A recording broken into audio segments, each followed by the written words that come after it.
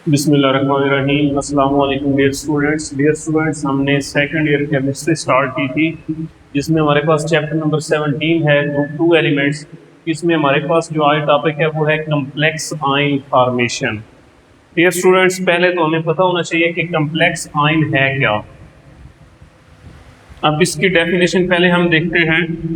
हमारे पास ऐसा ion, the ion in which central metal ion is bounded with two or more electron donating species। अब इसमें क्या हमें बात मिलती है? ये बात मिलती है कि एक सेंट्रल मेटल एटम होगा, एक सेंट्रल मेटल एटम होगा, ये सेंट्रल मेटल एटम होगा जो कि आयन की फॉर्म में होगा, और इसको बाउंड किया होगा, घेरा होगा, इसने बॉन्ड बनाया होगा किनके साथ? इलेक्ट्रॉन डोनेटिंग स्पीशीज के साथ। फॉर एग्जांपल, मैं ये सामने आपके पिक्चर एक मैंने ड्रा की है, इसमें देखें तो ये बेसिकली हमारे पास मैग्नीशियम सल्फेट है, MgSO4। जब इसको वाटर में डिसॉल्व किया जाता है तो इसमें मैग्नीशियम आयन अलग हो जाता है, सल्फेट आयन अलग हो जाता है। ये मैग्नीशियम मेटल है हमारे पास। इस मैग्नीशियम मेटल को साइडों पे वाटर ने घेर लिया है। ये वाटर के जो मॉलिक्यूल हैं देखते हैं तो हमारे पास 6 वाटर के मॉलिक्यूल है, 6 वाटर के मॉलिक्यूल ने घेरा हुआ है।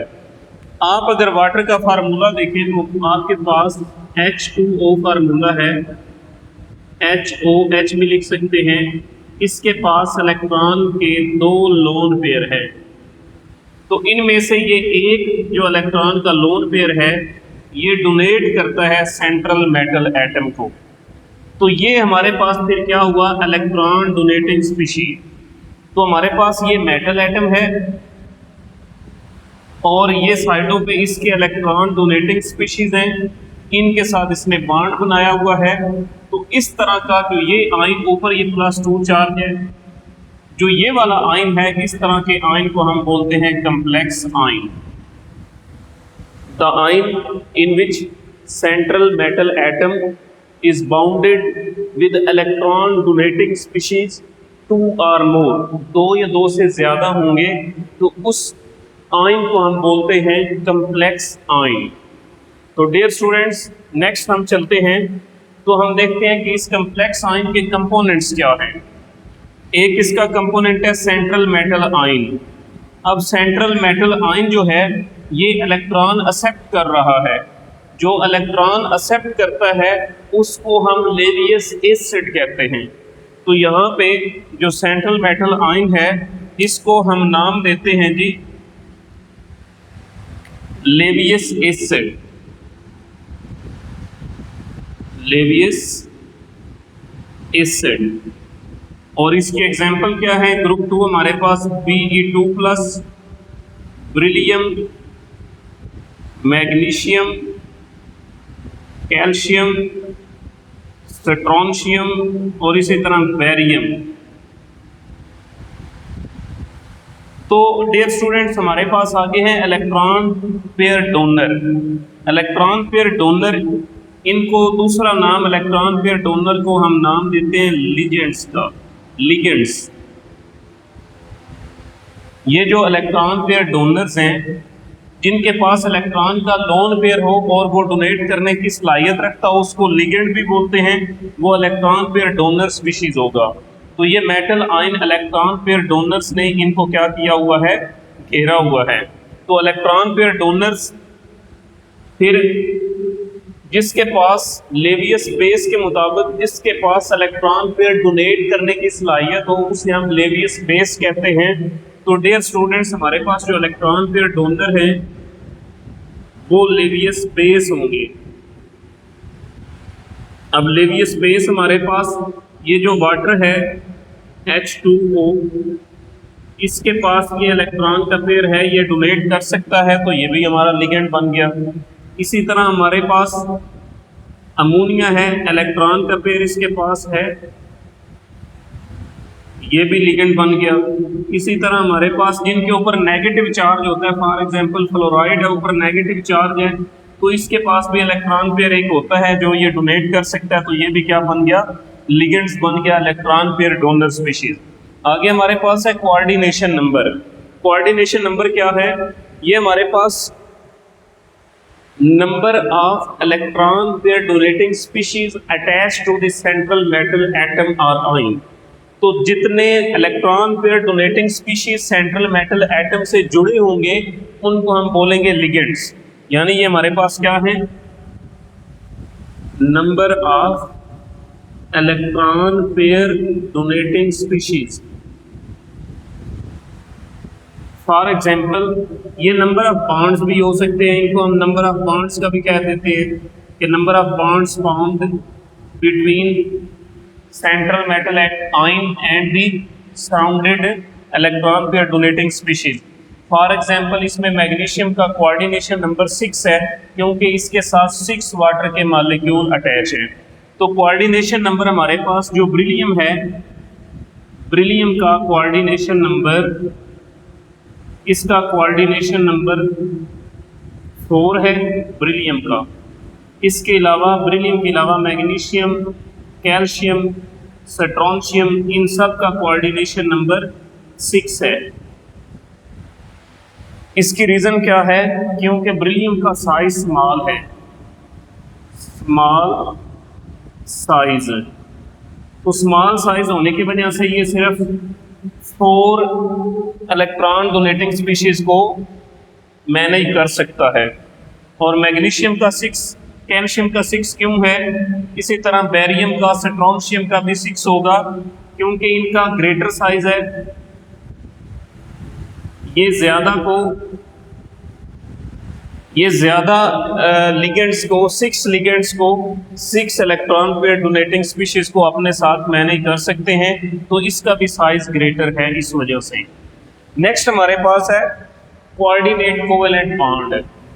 हमारे पास कोऑर्डिनेट कोवेलेंट बॉन्ड किसके दरमियान बनता है, ये बनता है मेटल आयन और इलेक्ट्रॉन पेयर डोनेटिंग स्पीशीज के साथ पास। इन दोनों के दरमियान जो बॉन्ड बनता है ये कोऑर्डिनेट कोवेलेंट बॉन्ड होता है। कोऑर्डिनेट कोवेलेंट बॉन्ड क्यों होता है, हमारे पास जो मेटल है उसके ऊपर प्लस चार्ज होता है, जो इलेक्ट्रॉन पेयर डोनेटिंग स्पीशीज है, फॉर एग्जांपल मैं वाटर ही लिख देता हूँ, ये क्या करता है, अपना इलेक्ट्रॉन इसको डोनेट करता है।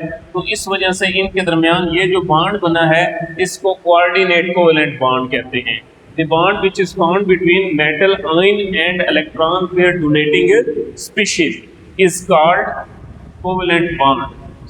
Coordinate covalent bond. Next हमारे पास है कोऑर्डिनेशन नंबर। तो कोऑर्डिनेशन नंबर मैंने ऑलरेडी बता भी दिया है। और इसके अलावा हमारे पास जो कोऑर्डिनेशन नंबर है ये 2 कॉमन है, 4 और 6 है। जो कोऑर्डिनेशन नंबर हमारे पास ब्रिलियम है उसका 4 है। इसके अलावा हमारे पास कैल्शियम, मैग्नीशियम, स्ट्रोंशियम, बेरियम, इन सब के कोऑर्डिनेशन नंबर 6 हैं। जो ब्रिलियम है ब्रिलियम का कोऑर्डिनेशन नंबर हमारे पास 4 है। इसके साथ 6 वाटर मॉलिक्यूल्स या 6 इलेक्ट्रॉन पेयर डोनेटिंग स्पीशीज आ जाते हैं और इसके साथ 4 आते हैं। आगे हमारे पास है group 2 complex ion formation. Dear students, हमारे पास जो कम्प्लेक्स आयन बनाते हैं, जो मोस्ट सबसे ज्यादा बनाते हैं, वो हमारे पास है ट्रांजिशन मेटल्स। ट्रांजिशन मेटल्स जो हैं ये सबसे ज्यादा बनाते हैं कम्प्लेक्स आयन। लेकिन हमारे पास जो ग्रुप 2 है, ग्रुप 2 भी ये भी बनाते हैं। जो ग्रुप 2 हैं ये भी कम्प्लेक्स आयन बनाते हैं, लेकिन ये क्यों बनाते हैं उसके पीछे फैक्टर है हमारे पास। एक है स्मॉल आयनिक साइज। जितना आयनिक साइज स्मॉल होगा ना, यानी जितना मेटल के आयन का साइज स्मॉल होगा, उतना ज़्यादा ये इलेक्ट्रॉन डोनेटिंग स्पीशीज़ को अपनी तरफ अट्रैक्ट करेगा। यानी अगर मेटल का साइज स्मॉल है, मेटल का साइज क्या है, स्मॉल है, तो ये मोर अट्रैक्ट करता है, मोर अट्रैक्ट करेगा इलेक्ट्रॉन पेयर डोनेटिंग स्पीशीज को।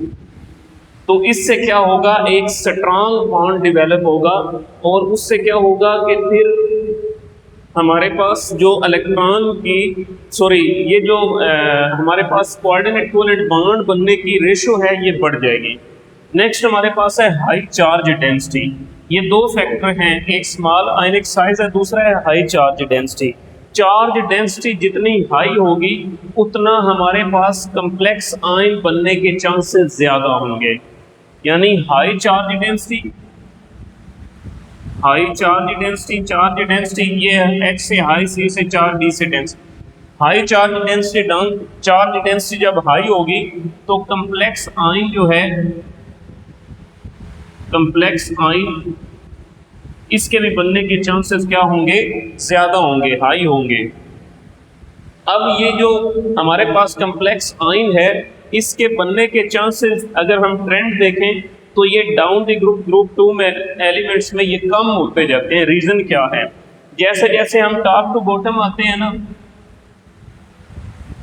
From top to bottom, from top to bottom, कहां से कहां तक की, ग्रुप 2 एलिमेंट्स में जब हम टॉप टू बॉटम आते हैं तो चार्ज डेंसिटी डिक्रीज होती है, charge density, charge density decrease. जब चार्ज डेंसिटी डिक्रीज होगी तो इससे क्या होगा, देखें higher charge density, high chances of complex ion formation. आगे हमारे पास लो दी चार्ज डेंसिटी, जब चार्ज डेंसिटी लो होगी तो कॉम्प्लेक्स आयन की फॉर्मेशन भी लो होगी, लोअर चांसेस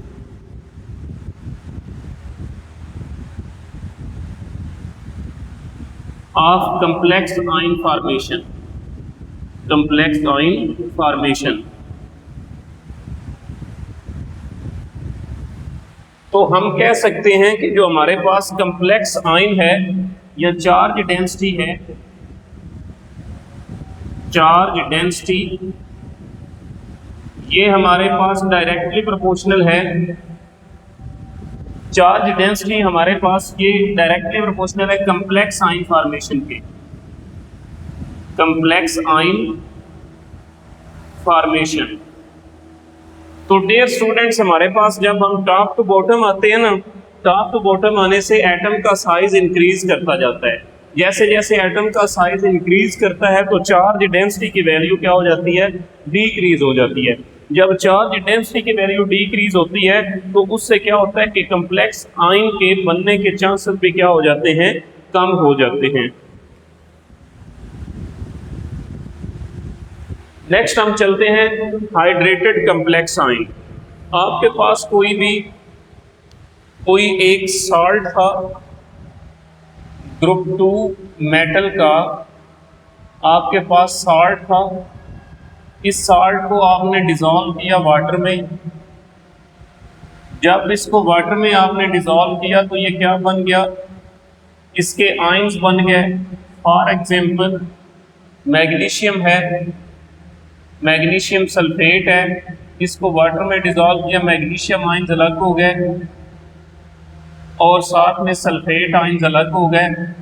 ये जो मैग्नीशियम आयंस है, इन मैग्नीशियम आयंस को चारों तरफ से घेर लेंगे, इनको 6 साइड से, 6 की 6 साइड से घेर लेंगे वाटर के मॉलिक्यूल्स। तो हमारे पास ये वाली पिक्चर बनेगी।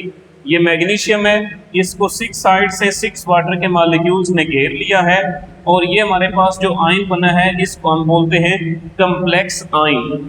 तो हमारे पास मैग्नीशियम कुछ इस फॉर्म में फिर एग्जिस्ट करेगा।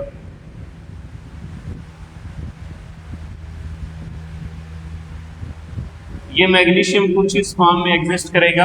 अगर बेरिलियम होगा तो बेरिलियम के साथ 4 वाटर के मॉलिक्यूल्स आते हैं तो वो कुछ इस फॉर्म में एग्जिस्ट करेगा।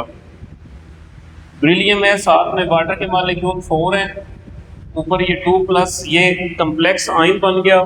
इसी तरह हमारे पास जो बेरियम है, कैल्शियम है, मैग्नीशियम है, स्ट्रोंशियम है, ये वाले भी क्या बनाते हैं, इनका भी कोऑर्डिनेशन नंबर 6 है। तो इसके इन सब के साथ भी 6 वाटर के मॉलिक्यूल आएंगे। These all are combine with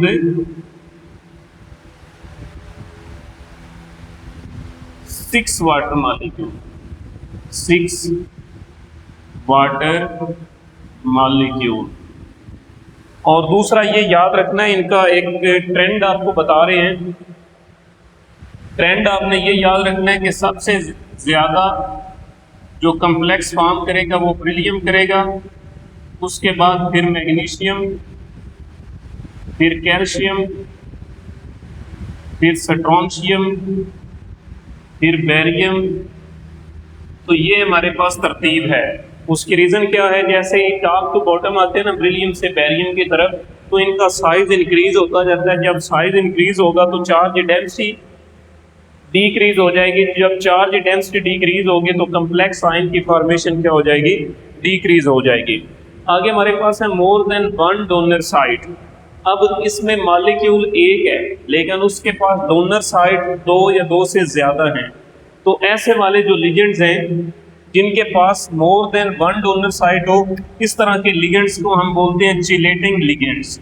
इनके पास more than one donor sites होती हैं, यानी ये एक ही मॉलिक्यूल 2 जगहों से इलेक्ट्रॉन डोनेट कर रहा होता है या 2 से ज़्यादा जगहों से। तो हमारे पास ये इसकी जो शेप बनती है वो रिंग शेप बनती है, और उस रिंग शेप को कहते हैं चिलेट। जो कम्प्लेक्स आयन बनता है ना इस सूरत में, उस कम्प्लेक्स आयन की जो शेप है वो रिंग की तरह होती है, उसको चिलेट बोलते हैं। आगे हमारे पास है EDTA। EDTA हमारे पास क्या है, ये इथाइलिन डाइअमाइन टेट्राएस्टिक एसिड। ये जो इथाइलिन डाइअमाइन टेट्राएस्टिक एसिड है ये हेक्साडेंटेट है, यानी ये 6 जगहों से इलेक्ट्रॉन डोनेट कर सकता है सेंट्रल मेटल एटम को। तो इसका हमारे पास कैल्शियम है, साथ में ये EDTA है, ये आपस में मिलते हैं तो ये कैल्शियम EDTA बन जाता है। तो ये हमारे पास एक कम्प्लेक्स आयन बना है जो कि चिलेटिंग, जो एक जिसकी रिंग शेप होगी, जिसको हम चिलेट भी बोलेंगे, ये किससे बना है, चिलेटिंग लिगेंड से बना है। अब इसके ना यूजेस बहुत ज़्यादा हैं। जो हमारे पास ये चिलेटिंग एजेंट है EDTA, इसके यूजेस हैं हमारे पास, बड़े इंपॉर्टेंट यूज है इसका। एक वाटर सॉफ्टनिंग। देखें जो हमारे पास हार्ड वाटर होता है उसमें 2 आयन होते हैं, एक होता है कैल्शियम आयन और एक होता है हमारे पास मैग्नीशियम आयन। तो ये कैल्शियम और मैग्नीशियम आयन दोनों के साथ EDTA क्या करता है, बॉन्ड बनाता है। EDTA उनके साथ क्या बनाता है जी, बॉन्ड बनाता है। जब उनके साथ बॉन्ड बनाता है तो उनको लेके बाहर आ जाता है। तो ये हमारे पास कम्प्लेक्स की फॉर्म में बाहर रिमूव होके आ जाते हैं। इसी तरह हमारे बॉडी में भी अगर हैवी मेटल हो तो उसमें लेड, कॉपर, मरकरी, उनके साथ भी इसी तरह EDTA क्या बनाएगा, कम्प्लेक्स आयन बनाएगा और उन कम्प्लेक्स आयन को रिमूव कर लेंगे। तो इस तरह हमारे बॉडी से टॉक्सिक मेटल्स या हैवी मेटल्स रिमूव हो जाती हैं। इसको नाम दिया जाता है चिलेशन थेरेपी। Chelation therapy.